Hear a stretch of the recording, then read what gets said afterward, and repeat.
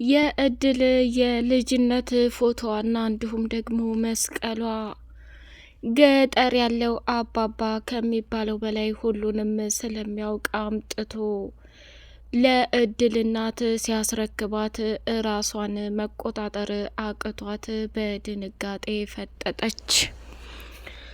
እድል በተደጋጋሚ ወደ ገጠር እየሄደች እንዲሁም ደግሞ የአባባ ሚስት እውነታውን ለማወቅ ደም እየተፋች ሳለ ከአሁን በኋላ እኔ የሆነ ነገር ቢከሰትብኝ ብሞትስ የማውቀውን ነገር ሂጄ መናገር አለብኝ። እድልም በዚህ እድሜዋ ልጅና እናት መገናኘት አለበት። እስኪ ይህን እንኳ መልካም ስራ ለስራና ማለፍ አለብኝ አለና ገጠር ያለው አባባ ወደ እድል ደወለላትና እድልን ደግሞ ግድ የለሽም የኔ ልጅ፣ አሁን አንቺ ሰው ቤት ገብቻለሁ ብለሻል። እዛ ቤት የገባሽባቸው ሰዎች ምናልባት እቺ የነገርሽኝ አክስቲቱ በጣም ክፉና መጥፎ ናት፣ ልታየኝ በጭራሽ አትወደኝም ብለሻል።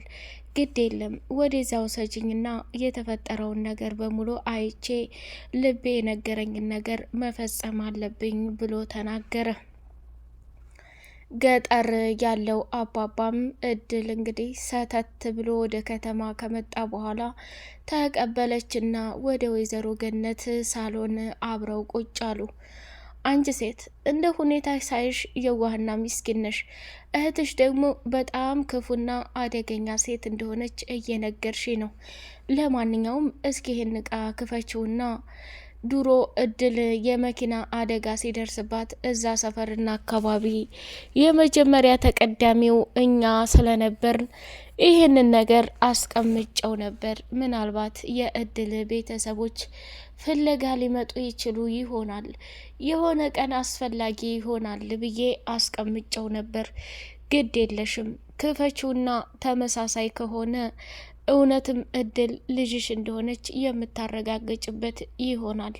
እኔ ከዚህ በኋላ ምንም ነገር ተሸክሜና ተቋቁሜ መኖር አልችልም እያለ ሽማግሌው እንግዲህ የመጨረሻ ኑዛዜውን ተናገረ።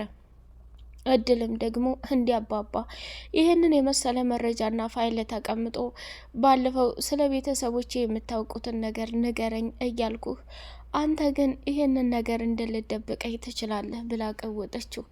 እድሌ አንቺ ህጻን ልጅ ነሽ፣ ምንም ቢፈጠር ምንም ከአዋቂ ሰው ጋር ነው ቶሎ ብዬሽ ነበር።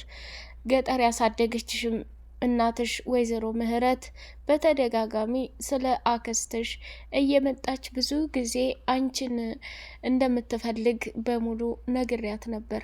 እሷም የት ብላ አክስትየቱን እንደምትፈልግ በጣም ግራ ገብቷታል። አድራሻውን ባቅ ኖሮ እኮ መጀመሪያ አንቺ እንደጠየቅሽኝ የአክስትሽ ክፋትነት አሁንም ቀጥሎ ከሆነ እዛው የምናየው ይሆናል። ግን ባለፈው አንዲት መታ በፊት እድል የምትባልና እዚህ ያሳደገቻት አሮጊት ነበረች። እሷን ፈልጌ ነው ብላ ስትመጣ ይህን ነገር እንትን ልላት ነበረ፣ ከፍቼ ልሰጣት ነበር። ግን ያልሆነ ነገር ታደርገዋለች ብዬ እኔም እውነታውን እያወቅኩ እንዲጸጽታይ ስላልፈለግኩ ነው ብሎ አለ። ወይዘሮ ሮማን ደግሞ ይህንን ነገር ሳሎን ላይ ቁጭ ብለው እያወሩ ሳለ በጣም ተናደደችና ተቃጠለችና ራሷን መቆጣጠር አቅቷት ደነገጠች። ፍጥጥ ብላ ቀረች። እንግዲህ ወይዘሮ ገነት የገዛ እህቷን ልጅ ሞታለች ብላ የገዛ እህቷን ልጅ በህይወት እንደሌለች አድርጋ የእህቷን ንብረትና ሀብት ግን የገዛ ልጇን ቢኒን እያሳደገችበት ትገኛለች። ቢኒም ትክክለኛና ወላጅ እናቱ ጥላው እንደሄደች ከማደጎ ቤት ተነስቶ ወይዘሮ ገነት እንዳሳደገችው እያደረገ በተደጋጋሚ የወይዘሮ ገነትን መልካምና ጥሩነት እየተናገረ ነበር። እሷ ግን በሚያሳዝንና በሚገርም ሁኔታ ማንነቷን ደብቃ ልጇን ባለሀብትና ባለ ንብረት ለማድረግ ቆርጣ ተነስታለች። ወይዘሮ ገነት ይሄን ነገር ስትሰማ አንቺ ወራዳ ቅሌታም፣ ልጅሽን ማሳደግ ካቃተሽ ለእኔ ብትሰጭኝ በፍጹም እምቢ የምልሽ ይመስልሻል? ግን ይህን ያህል ውሸትና ይህን ያህል ተንኮል መሄድ ለምን አስፈለገ ብላ ቀወጠችው። ሰላም ሰላም! ውድ የተከበራችሁ የተወደዳችሁ የቻናሌ ቤተሰቦች እጅግ በጣም ተወዳጁና በጉጉት ስንጠብቅ የነበረው እድል ድራማ እንደቀጠለ ይገኛል። እድል ቤተሰቦቿን ያገኘችበት ትልቅ አጋጣሚ እየተፈጠረላትና ፊት ለፊቷ እያገኘች ይሆናል። አባባም እስካሁን ድረስ ደብቄ የነበረውን ሚስጥርና መረጃ የግድ ማጋለጥ አለብኝ።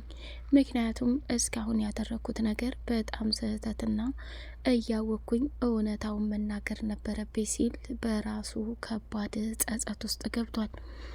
የእድል እናትም ወደ ገጠር ሄዳ ስለ እድል አክስት እውነታውን ንገሩኝ አባባ እባክዎትን፣ እሷን የማገኝበት ቤተሰቦቿን አገኝቼ ልረዳት የምችለው በእርስዎ ምክንያት ነው እያለች እየለማመነች ነበረ ማለት ነው። ገነትም እንግዲህ ልጄ በመኪና አደጋ ሞታለች ብላ ፎቶ ይዛ እየየ ማለትም ቀረ። አባባ እጅግ በጣም ታሪክና አመስጋኝ ነገር ነው የሰሩት። እድልም ይሄንን ነገር አባባ አምጥቶ ሲሰጣት በጣም ነው የተደሰተችው። ለምን ቢባል እንደዚህ አይነት ነገር እኮ ከአንዳንድ ሰዎች ናቸው በደንብ አድርገው ይዘው የሚገባቸውን ኃላፊነትና የሚሰጡት። አባባ እርስዎ ግን እኔ በተደጋጋሚ ስለ ቤተሰቦችና ስለ ወላጆቼ የሚያውቁት ነገር ካለ ብዬ ብጠይቅ ይሄ ነገር እንዳለ በፍጹም አልነገሩኝም ነበር። ለማንኛውም እንደ እርስዎ አይነት ትልቅና መልካም አባት የትም አይገኝም። ሆነም ቀረም እንግዲህ የነገር ህልምም ሆነባት ቅዠትም ሆነባት ወይዘሮ ገነት እውነታውን አውቃ እንትን እስከምትለይ ድረስ እኔም በጸጋ ሁሉንም ለመቀበል ዝግጁ ነኝ ብላ እድል ወሰነች ማለት ነው። ወይዘሮ ገነትም ከባድና ያልጠበቀችው ጥርጣሬ የገባባትና አባባን ብዙ ጥያቄ መጠየቅ ጀመረች። መቼ ነው ይሄ ነገር የተፈጠረው? እንዴት? ይሄንንስ የት ሊያገኙት ቻሉ? ብላ ብዙ ነገር ስትል አባባም ደግሞ የተሰማውን ስሜትና እቃውን የት እንዳገኘው ጭምር መናገርም ጀማመረ። አባባ ትሁትም አባት እንግዲህ በተደጋጋሚ ስለ እድል ቤተሰቦች መፈለግ እንዳለብን ይሰማኛል፣ ልናገኛቸው ይገባል፣ ምንም ቢፈጠር ምንም እድል ከአሁን በኋላ ቤተሰቦቿን ልንረዳት ይገባል ብሎ ቆርጦ ተነስቶ ወደ ገጠርም ሄዶ ነበረ። እድል ከቢኒ ጋር እንግዲህ ደስ የሚል ሁኔታ እያሳለፈች ትገኛለች። እድል ላሳለፈችው መከራና ግፍ በሙሉ ከአሁን በኋላ እንደሚክሳትና አብሮ ቤተሰቦችሽንም እንድታስተዋውቂኝ ብሏታል። ትምህርትሽንም መማር እንዳለብሽ እድል ማሚዬ ላንቺ እያመቻችልሽ ያለው ነገር በጣም ደስ የሚል ነገር ነው። ይህንን ነገር ደግሞ ልትጠቀሚበትና ልትደሰችበት ይገባል።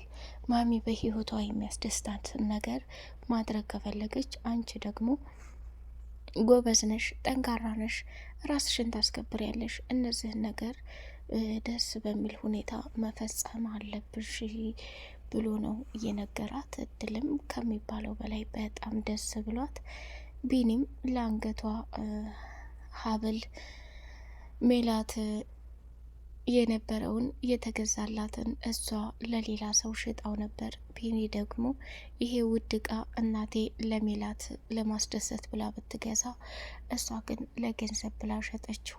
ይህን እቃ ገዝቼ ማስቀመጥ አለብኝ ብዬ በሰዓቱ ገዝቼ አስቀመጥኩት።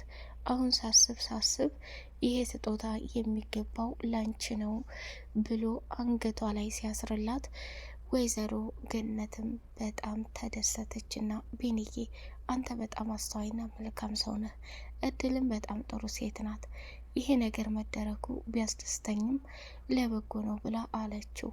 እሱም በጣም ደነገጠና ማሚዬ ልክ አልሰራሁም እንዴ? አጥፍቼ ይሆን እንዴ? እያለ መጠየቅ ጀመረ። ምንም ጥፋት እንዳላጠፋና ትክክል እንደነበር በተደጋጋሚ እየነገረችው ትገኛለች። እጅግ በጣም በሚያሳዝን ሁኔታ ባልተጠበቀና ባልታሰበ ነገር እየተፈጸመ ያለው ብዙ ዋጋና ሴራዎችን የሮማን እየተጋለጠባት ይገኛል። ሮማን እንግዲህ አባባ ወደነ ገነት ቤት መጥቶ ስታይ በጣም ነው የደነገጠችው።